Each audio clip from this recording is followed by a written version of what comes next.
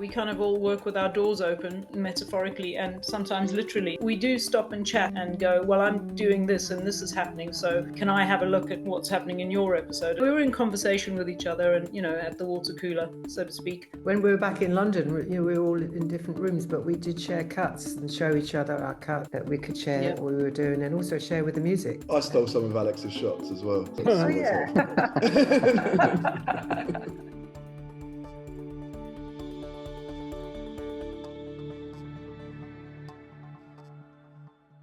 I am Chad Anderson, one of the hosts of Filmmaker U. At Filmmaker U, we create courses for film professionals to deepen and diversify their skill set. You can learn more on filmmakeru.com or follow us on Instagram at filmmaker_u. Every week, we are delighted to interview a vast array of film and TV professionals. And this week, I am most pleased to be joined by editors Marc Davis, Mags Arnold, Marc Richardson, and Alex Mackie.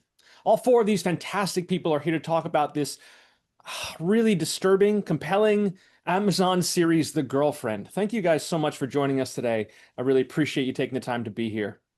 Pleasure. I think the obvious question to start with is this idea of these dueling stories. It is a challenging thing.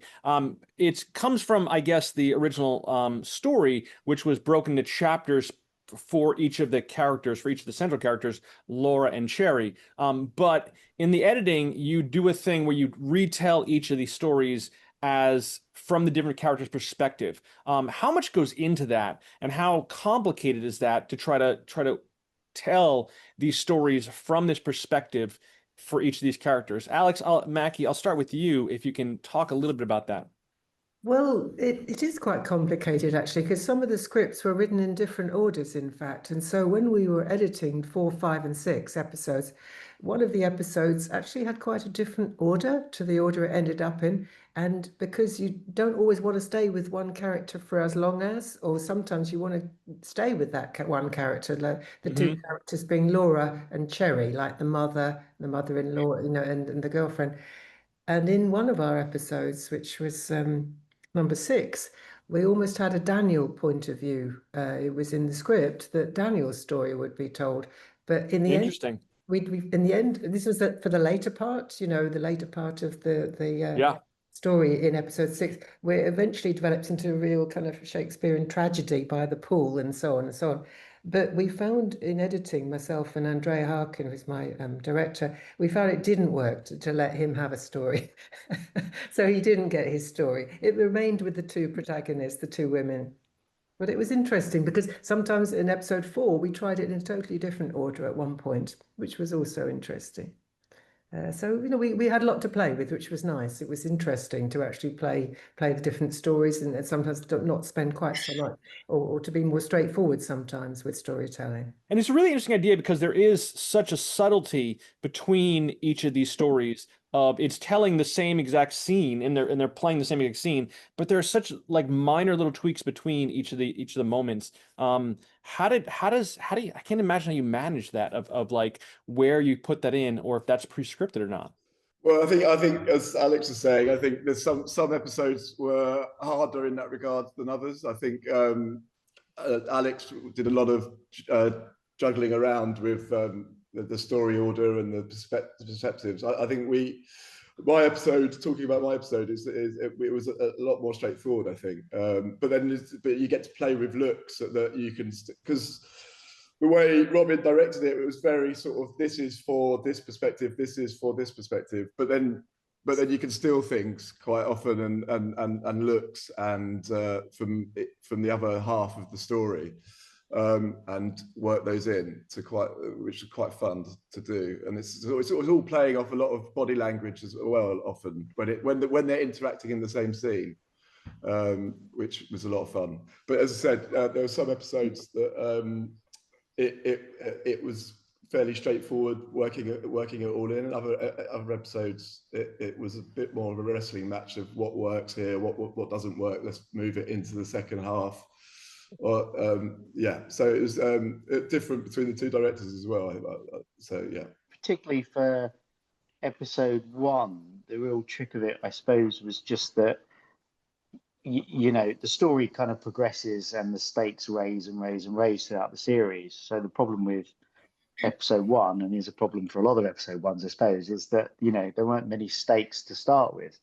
You know, you have to build those and stuff. So to try and make the perspectives compelling was you know, trickier in some respects, because, you know, the story is just beginning. So you kind of have to make those perspectives kind of work in a compelling way when the stakes are low. Truly, yeah. So choosing, you know, and this is true across all of the episodes, that, you know, you choose kind of when you want to revisit a moment in another perspective, and how much of that moment you want to actually see, and all that kind of stuff. But the thing with episode 1 was to kind of, the series takes itself more and more seriously, but it doesn't take itself too seriously to start with.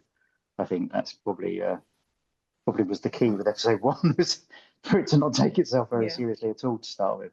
So it can kind of, you know, you kind of get in that way, so you're sort of enjoying it before everything goes terribly wrong. Mags, what do you think? Were there challenges to try to maintain those two different stories and play them off each other? Episode 3, yeah, very interesting, because we start in Cherry's perspective, and then we switch to Laura's perspective. And I don't know if you remember, episode 3 is the episode where they go rock climbing, and the fall happens. The accident, there. But so we cut to black, and then we, instead of continuing the story, we then switch to Laura's perspective and tell the whole story again until we get to the same point in time when she receives the news on the phone.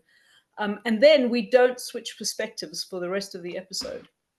And actually, it was scripted that we did. So we did basically the whole of Cherry's story, and she goes with him to the hospital, and she's in the hospital, and Laura arrives, and Howard arrives, and the whole thing, we flip and do the whole thing again from Laura's perspective, right from the beginning all the way until the end. And it was just kind of dull. And there wasn't enough, it wasn't interesting at the point after the accident to actually have that switch of perspective. So what I did was I just thought, we want to get to the fall, and then we want to go and catch up with Laura, and then just end up in real time, in the now, with both people, both sets of you know, both sides of the story, if you like, in the same space, just to kind of see it out. And then we go back to episode 4 for the next installment, and then we go back to the old, you know, the original switching of perspective. So that was a kind of a break in the pattern, if you like. And in this case, I think it sort of worked quite well. I am Chad Anderson with Manhattan Edit Workshop, and I am thrilled to introduce you to an introduction to Avid Media Composer. We'll cover all the basics, from setting up the software and importing footage to editing, trimming, effects, audio, titles, media management, and everything in between. You'll have access to over 7 hours of self-paced lessons delivered in easy-to-understand segments, all with professional footage that you can download to work along with. And when you're finished with the course, you can use it to keep working or edit something of your own. We're also happy to offer live online office hours that anyone can schedule with me, so we can work out a tricky problem, review concepts, or even have a creative session to evaluate your edit. MuseShop's online introduction to Avid Media Composer is the perfect way to get a hands-on, in-person training experience in a self-paced, on-demand package. I'm Chad Anderson, and I can't wait to help you master Avid Media Composer.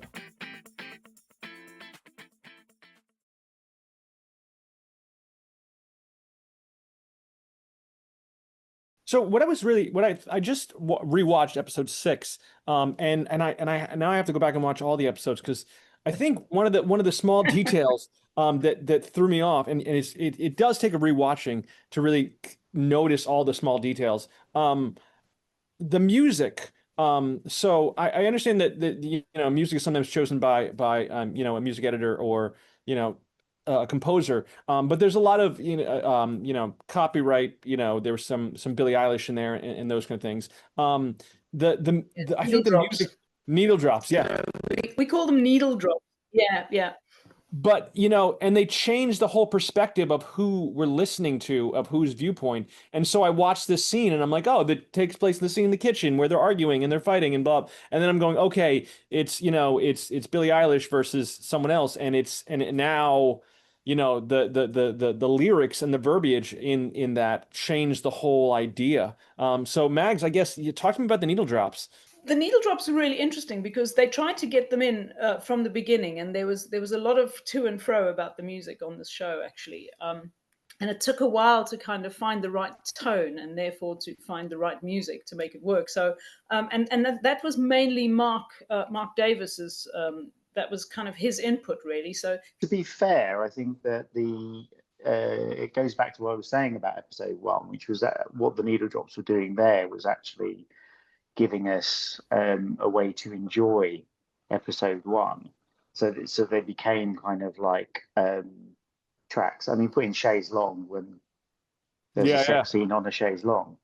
Yeah, it's not, you know, we're not talking like a you know, it's metaphoric. It's pretty literal. Yeah, it's very little, and but kind of like, you know, in a tongue-in-cheek kind of way, and like, you know, it's just it knows it's doing that, and it was kind of having a bit more fun with it, and a little bit like the Wren track at the end of episode 1. You know, it just kind of keeps it kept it kind of, you know, 1 inch off the ground, kind of, so the reality is not too serious for episode 1. And obviously that changes throughout the series, and the music gets used in different ways. But that was kind of key to kind of getting the needle drops working in episode 1, was to have them so they, you know, they lifted and kind of allowed you to sort of enjoy this kind of journey that you're starting. Yeah. And Ruth's score, she did a fantastic job with the score to kind of echo that in a way. So it was kind of like it never went too serious in tone. It never took things too seriously, certainly in episode 1, where, you know, we could actually kind of enjoy these kind of different perspectives and enjoy these two women getting things completely wrong about each other and stuff. Yeah. And, you know, so there is tension there, and there's kind of an enjoyment in that kind of, you know, situation, basically. And that's something which was, it took a process to kind of get to the right tone for episode 1, and then to work out how to roll that out across the series. You know, I think everyone did a great job on that to kind of pull together, but it was very much kind of something that was, you know, editor and director led on that front. So which was great. You know, it wasn't just sort of slapping tracks on that. You mentioned the idea of following these two women's stories, and I think it's interesting because in all the episodes you kind of, you know, from their perspective, everything they do is forgivable. And I noticed for myself, I think past episode 4, I was on Team Cherry. I was definitely rooting for Team Cherry. 4 to 5, the what Laura did was unforgivable to me, and so I was definitely Team Cherry. And I got upset, and Alex, I'm going to blame you. I got upset in episode 6 because I was like, don't make me root for Laura. Please don't make me root for Laura. Do you find yourselves as, you know, creators of this or crafters of this story, find yourselves accidentally starting to root for somebody and then having to pull back from rooting for them as an idea based on whatever your own, you know, psychological evaluation is? By episode 6, I was rooting for Laura, I have to say. I was rooting for her because I'd forgiven her for what she did with that phone call. And I think she'd got me on her side, so I found it very difficult when she got killed, in fact. But again, talking about music, you know, the final cue, the final needle drop, she's cute, but she's psycho, which comes right at the end, just came up. Yeah, the credits, yeah. It just came up in the mix. It wasn't from the editor or the music editor. It was from a really nice young woman who was assisting the mixer in our mixing stage. She said, "What about this?" And Amazon loved it, everyone loved it, because it actually hopefully lightened the ending, which is a very dark ending. Yeah. So it's interesting. But no, as for sympathies, yeah, I was pretty much pro Laura by the end, I have to say. Yeah. Yeah, I think we were all team Laura in the end, weren't we? I think towards the end, definitely, yeah. Well, yeah, I mean, I guess that's kind of the strength of the show, is that it does show both perspectives, and you should be rooting for each one as you're watching them. That's the conflicting thing of it, I think. Yeah. In episode 4, I was very pro Cherry because she's been so badly done by, you know. Oh, yeah. Sure, yeah. been so cruel to her. And I think in 5, you're still on Cherry's side because she's getting her own back. Yeah. So I changed. No, I was still fighting for Cherry. And I think the message at the end of the series is she is sweet but a psycho, and I have a thing for crazy girls, so I kind of, I'm still on team Cherry. In terms of well, she may come back. She may come back in another series. So, I think its second season is necessary to see what happens. They did talk about it, I have to tell you. They are talking about it. Yeah. Should I say that? Each of you, and I think it's interesting because each of you are editing different episodes. Mark, you took episode 1, and there was some change in there of who, the principal editors. In terms of working together, how much of kind of foreknowledge of what's happening in the rest of this show do you need to have, and how do you kind of work that out? Because there's moments where I think things are going to start in episode 2 and then pay off in episode 5, and that's partially scripted, obviously, and that's in the story. But is there some moments of, hey, we're kind of creating this metaphor and kind of creating this idea, and then we have to reference it in 5, so you need at least like 5 seconds of this B-roll shot in here to make this work? Yeah, that happens a lot, especially across the series. And, we kind of all work with our doors open, metaphorically and sometimes literally. So we do stop and chat and go, well, I'm doing this and this is happening, so can I have a look at what's happening in your episode? And obviously you've read all the scripts across the series as well, so you're aware of what the story is. And then obviously it develops and changes throughout the shoot and throughout the edit. So yeah, we were in conversation with each other and, at the water cooler, so to speak.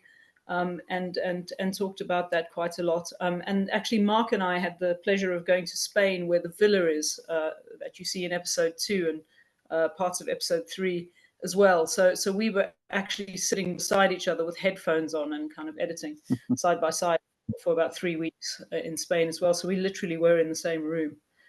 So yeah, we definitely share things. And it's fun. When we were back in London, we were all in different rooms, but we did share cuts and show each other our cuts. Yeah. And discuss as well, which was really nice for all of us, I think, that we could share what we were doing, and also share with the music as well sometimes as well, which was nice and enjoyable. I stole some of Alex's shots as well, so that's always helpful.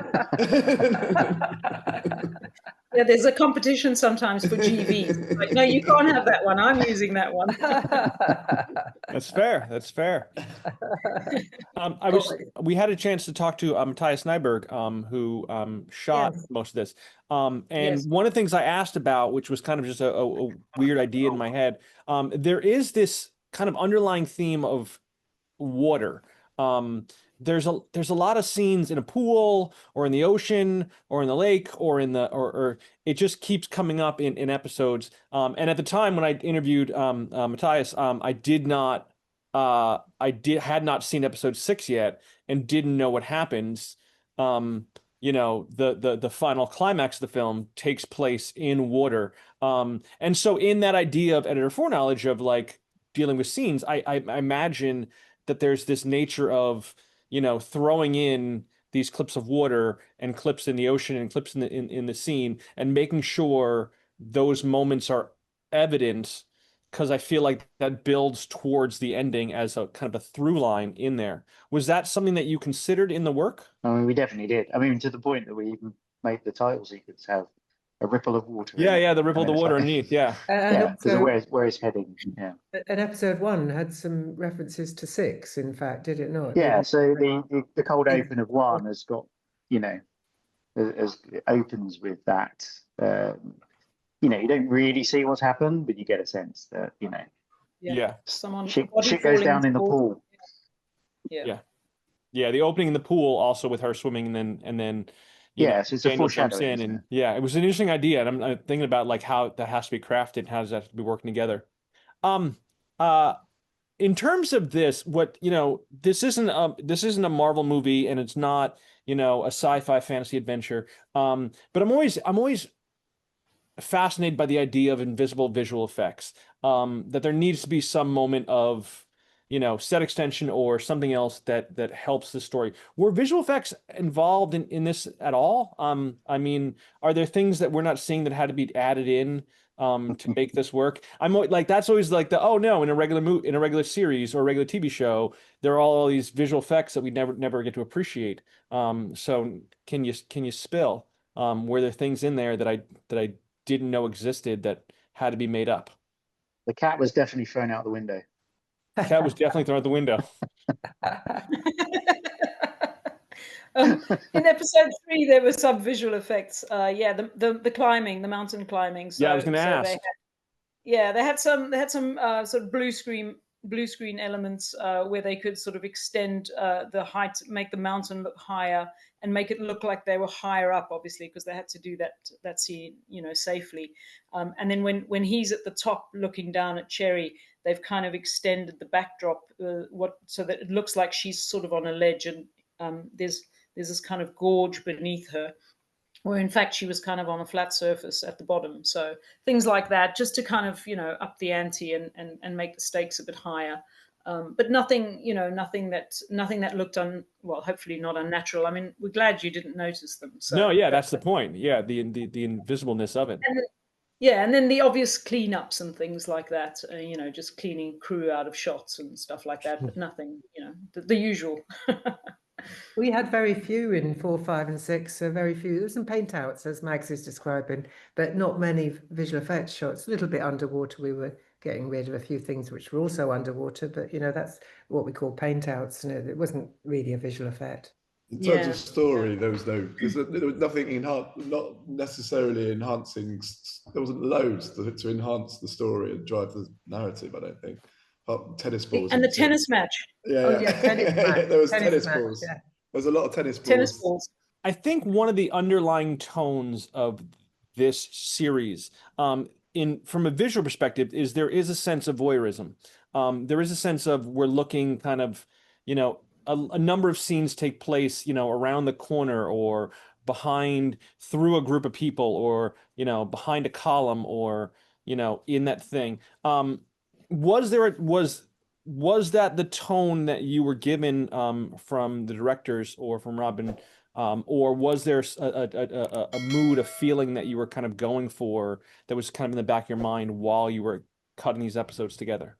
It's born out of perspectives, I think, doesn't it? Because with each perspective, we're close on the character whose story it is, and then we're seeing the world a little bit more distant from them. So obviously they are looking, and I mean, I think that's what you're alluding to. I'm not sure. Yeah. There was a lot of scenes that were just like there was something in the foreground, and we were looking through at something else. Even in the scenes before even Cherry existed in Daniel's Light, there was the the opening scene in episode 1 was through this figurine art piece, sculpture, looking through there and those kind of things. And I saw it in a couple of places where it was like, oh, we get to see this scene, but it's behind a billboard or it's behind a column or it's behind a thing. And I was like, that's, we're kind of, I think of as an audience viewer, we're kind of peering into this world and seeing this and kind of getting a sense of perspectives, but sort of not knowing there. And then as you play along with the idea of following Cherry or following Laura, you get more of that kind of looking through their eyes at what's going on in the distance, at Laura dealing with her son at the hospital or something else like there. But I'm just getting a sense of, in terms of what you have, was there something that you were going for in terms of tonality of what the story you were telling in this series? I think most of it came from the material, really, because I think that was quite foremost in certainly in Robin's mind, that we were always seeing something from a perspective of some kind. So whether it be somebody watching, us watching, so there was always a kind of a layer, if you like, between us and what was going on, and a sort of an interpretation and a kind of a lens. And I think Matthias shot it that way. Like, for example, I'm just thinking of the art gallery. There was looking around pillars and looking through people and stuff, and it's this kind of feeling of being watched, I suppose, and this idea that we're always looking at things, but we don't always see them for the way they actually are, and that's kind of one of the main themes in the show as well. Perhaps less in the later eps, my eps. I feel like we don't really. Well, obviously it was different. It was Paul Morris who shot the 4, 5, and 6, different DOP. and so it feels different. It doesn't feel quite the same, but in a good way, in an interesting way. But I think it's more subjective the way Paul and my director directed it. So it's a bit more subjective. So you don't feel too voyeuristic, I think, in my eps. After episode, I think it was after episode 3. Yeah, episode 3 was the rock climbing. After the rock climbing, I told myself, I'm going to watch this episode 3, and then I need to take a break, and I need to take a week off and come back. And I couldn't, because you set this up of literally cliffhangers. I have to see what happens in episode 4. And then I watched episode 4 and I was like, okay, then I'm done. I'm stopping this. I need to take a break, at least an hour, and I'm rolling in episode 4. It's a little bit cruel to deliberately force me to have to watch these next episodes. Sorry. But you do play this idea of cliffhanger really well. Did you know how vicious you were by setting up these, moments at the very end of the story, and you're going, well, now I have to see, I have to watch the next one, and and I think I watched all these really quickly, but it was fraught with tension in there. Is it a challenge for you to get the technique of getting people to keep watching? Or is it just right there for the taking, and you're doing it? Well, I think in my episode it was very much as written, and it's just making sure that payoff's as big as possible, with them two facing off with each other at the end of Ep 2 when Laura discovers her lying, and it's just making sure it hits in the right. It just hits as well as it can, really. And that's music helps, obviously, in a big way. Certainly on the end of my episode, it's sort of ramming that home. But I guess there must have been other episodes that were probably slightly different and slightly more worked in that manner. But mine was very much on the page, I think. Yeah, no, I think the lying was a big deal. I think you were waiting to find out when Sherry was going to find out, and yeah, that was, it just went next episode automatically. Amazon makes it really easy. It's quite nice to hear that a lot of people that I've spoken to have said the same thing, which is great to hear, obviously. Yeah, it's ironically, my mother watched as well, and so we have this whole maternal relationship, and I was talking about that, and she said I was going to watch one episode, watched all 6 in a row, because I was just like, well, now I need to know what happens in the next one. It's really great to hear this, by the way. I haven't asked her who she's rooting for, so because I don't want to know. But that's another thing as well. You like a lot of this episodes that they will end in a perspective, so you don't quite know how it's going to play the next time. The next episode is going to start on possibly the alternative perspective. So it's interesting to see.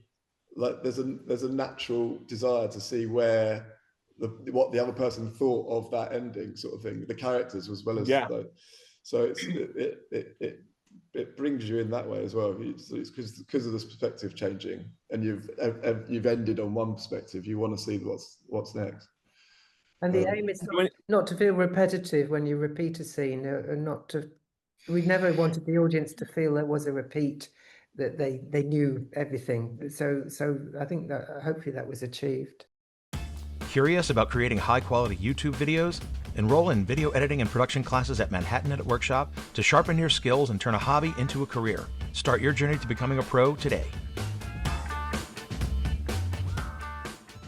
Yeah, I think it's interesting that you can play like just enough to we obviously know there's gonna be like after the app, we know that after the rock climbing scene that Laura's going to blame Cherry somehow, but you don't give that away. It's just it's kind of introduced there, and then we have to go to the next episode to maintain that, because it's not just all spelled out there. So there's a fine line between like giving the viewer enough without giving them too much to not, you know, oh, we already fed you and now you don't have to come back for seconds. Yeah, exactly. Keep the appetite going. When we came in, Alex, you were here with your assistant editor. I want to ask each of you what role assistant editors have played in your work and how valuable they have been in terms of doing this series. Well, I'd say shout out to Peter Schmidt because it's fantastic. Well, I had Dale, my Dale Gorman, who I worked with on that and on other shows before that. And I find him incredibly helpful. I get him to do a little bit of cutting during the shoot. I get him to lay music and find music and sound effects during the shoot while the shoot's still going on, while I'm cutting during the shoot. So I would say the assistant editor is the rock, you know, really, that we're all built on. You know, we couldn't do it without them. They're wonderful. All three of them, or 3 or 4 in the end. There was 4 in the end. Yeah. Helping with music is massive, and making and just saving so much time and like doing the visual effects tidy ups that allow us to just carry on thinking about the story is invaluable, basically. Yeah, and they also, I always like to get my assistant to watch cuts that I've done, because you spend your time building something and you don't always know how it's going to look to another person. So they kind of and they because you get involved in the technical stuff of you know, building a scene, and then you just want to be able to play it to someone who's not going to be, you know, totally judgmental and go, yeah, it works or it doesn't, or I missed this or I missed that. So it's really nice to have them as a sounding board for that as well, and to have somebody who's confident and can kind of give you an honest assessment of how it's playing, which is, I find that invaluable. Yeah, well, I think you know, the point being honesty. You know, I sometimes do edits and I ask friends or loved ones to look at them and they'll say, oh, looks great. You need somebody who's going to tell you, no, you missed this entirely. This doesn't work. Peter will be frank. Yeah, you need that. You need a little bit of that, like, no, this isn't working. This didn't make sense to me. You totally need that, yeah. Exactly. I have one final question. If you weren't doing this, you know, the love of editing, is there something else for each of you that you would want to explore as an alternative career? Was there some other dream, you know, in grade school that you said, hey, you know, I'm going to be some other job or some other career or path or artistic expression? Alex, what do you think? Well, I have to say no, because once I found editing, it's so incredibly satisfying, because all you're doing is making it better the whole time. It's not like directing when you have to compromise. I found that editing, you're just making things better, you're trying different things, and you're remaining fresh. So you're an auteur in some ways, even though people don't even notice you're there sometimes, or mention you, of course. But that doesn't matter, because you have immense power, creative power. And I think a lot of people don't realize how much power we have or how enjoyable it is. So I don't have an alternative. I'm sorry. There wasn't something else. Once I found editing, that was it. You know, it is a shame. Someone said, I forget who it was, but someone said, you know, the primary goal of an editor is to be as invisible as possible. When it's edited really well, you know, a lot of times it goes, you know, the editing goes unnoticed, but you are perfecting it and making it as perfect as possible and feeling as real as possible. So I think it looks bad if someone's thanking the editor. Yeah, I feel like the only time they talk with the editor is when they're complaining about it.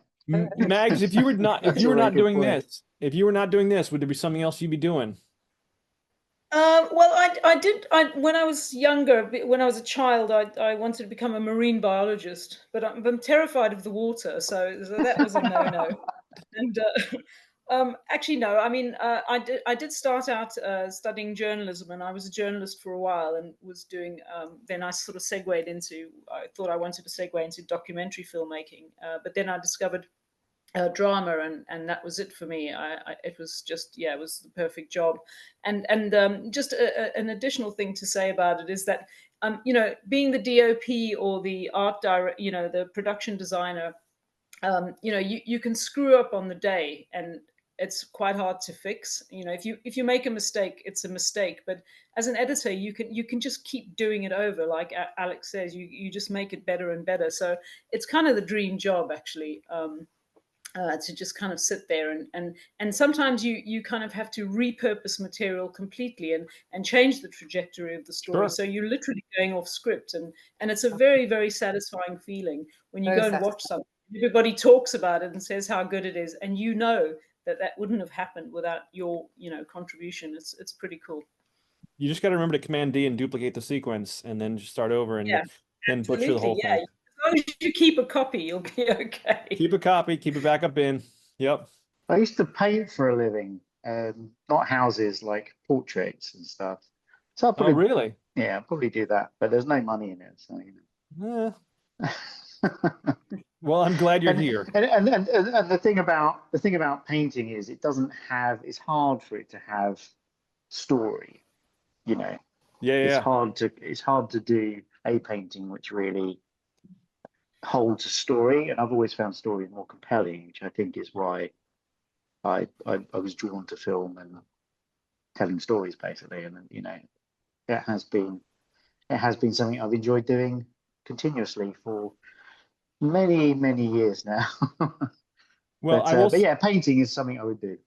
I will say that if you do have any paintings, I know a woman who has got a great art gallery where your art will be protected and won't get written on by any jealous son's girlfriends, and no cigarette burns in the art.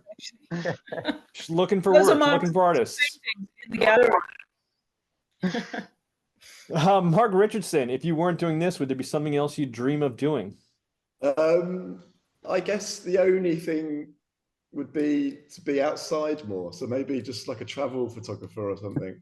That would be the only thing, I think. Just to be outside a bit more. But that's it. Sunlight. I can do that on the weekends, so it's fine, really. Sunlight. What is sunlight? Yeah, who needs it? Thank you guys so much. I appreciate you taking the time to talk to us today.